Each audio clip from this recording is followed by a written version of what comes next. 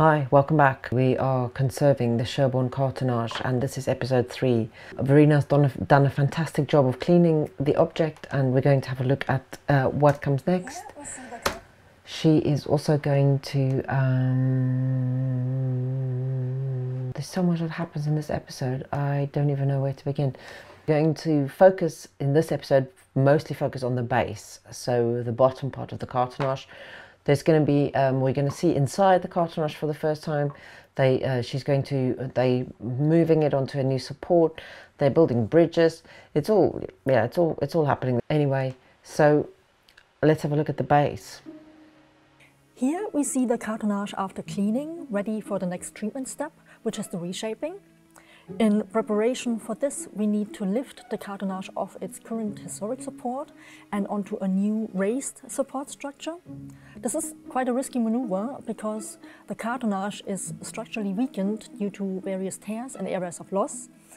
And to prevent further damage while we move it, I introduced these cardboard strips which act like bridges across the damaged areas and will stop the cartonnage from shifting. In order to reshape the cartonnage, I will need access to the underside, and this is the reason why I've built this structure onto which we will lift it in a moment. Having the object raised will allow me to introduce various support materials, carry out minor repairs, but also do some additional local humidification from underneath if necessary. This is where it gets a bit strange. We're going to see people in very close proximity but wearing masks.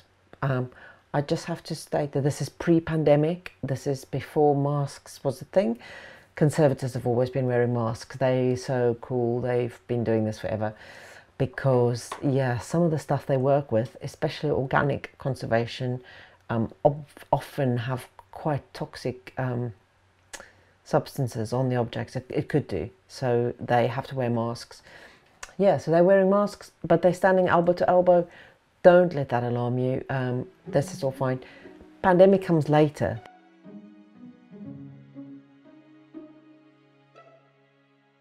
In order to manipulate the base back into its original shape without causing further damage, I need to make the cartonnage temporarily more flexible. This can be achieved by placing the object in an environment with higher relative humidity. The easiest way to do this is to transfer the object to a tent together with a moisture source. The aim is to raise the humidity inside the tent very gradually over the course of several days, from the ambient 50% to about 60 to 65 RH. As a moisture source, I'm using blotting paper sprayed with water.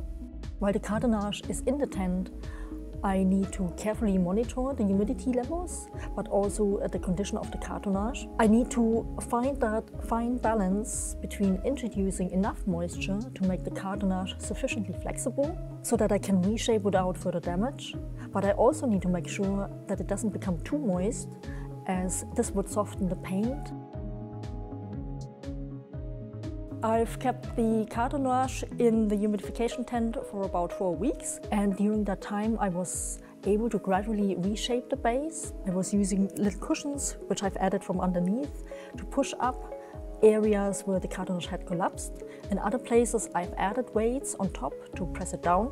I was basically able to even out the structure, but pretty soon I realized that for some reason the treatment is not progressing as fast as I had hoped. So I had to think about how we could turn over the cartonnage in order to see what is happening underneath. In the area of loss, on the proper left side, I did spot some red fabric, which suggested that there had been some sort of intervention, and I was keen to find out what is actually going on. In order to flip the cartonnage, I sandwiched the base between 2 rigid boards, and to avoid crushing the object, I used these foam blocks, which I placed all the way around. So with the help of my colleagues, we were able to turn it over, and then of course the exciting moment arrived when we could see the interior surface of the base for the very first time.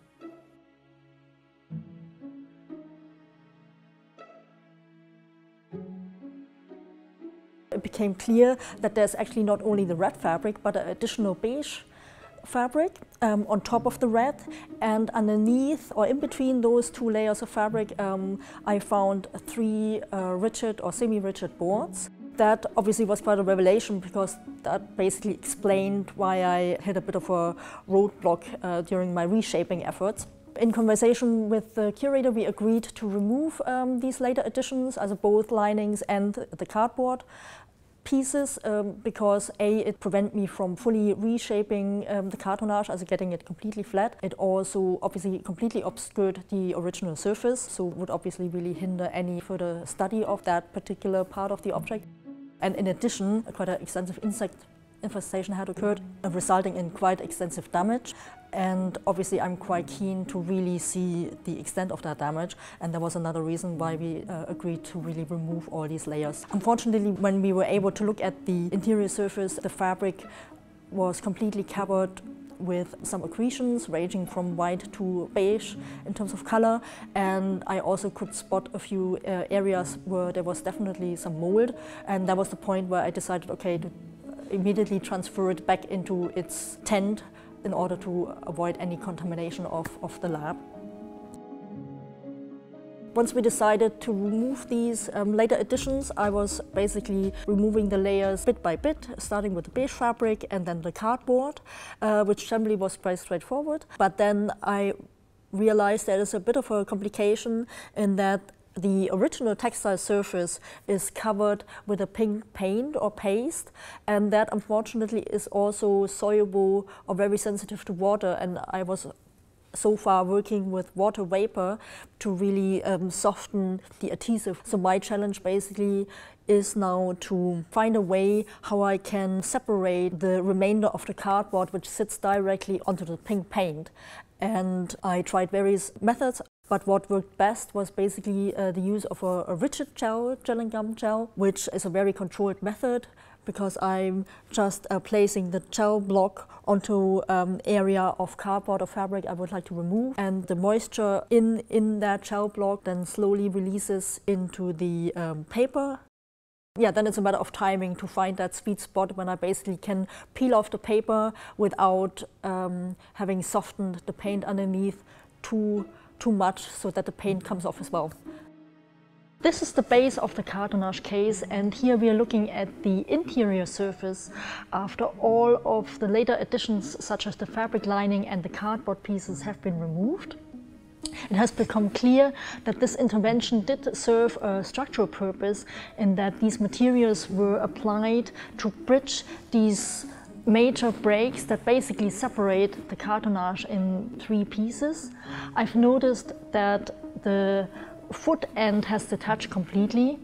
We can now also see the full extent of the damage caused by the insect infestation, and the linen layers are very degraded and therefore extremely brittle. So we will have to consider our treatment options very carefully. Of course, our aim is the long-term preservation of the object. And one question we've been discussing quite extensively here in the studio is, what level of stability do we actually need to achieve? If we are aiming to make this object fairly robust, that might mean our treatment will inevitably be more invasive. If we want to be as hands-off as possible in order to minimize alteration to the materiality of the object in order not to impede future research, for example, this might leave us with a fairly vulnerable object even after completion of the conservation.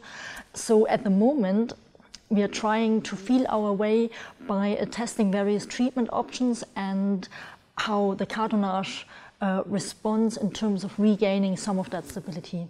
So it's basically a little bit more challenging than initially anticipated. Basically a little bit more challenging than originally anticipated, yeah. You can say that again, Verena. We're going to come back to this. We're going to take a little break, 3 episodes to keep you busy. Watch them over and over. Maybe I can ask you some questions at the end of it. See how much you've learned. What's relative humidity? Subscribe and we'll let you know. There's going to be some other stuff that comes out first. Watch out for that as well. All right. See you. Bye.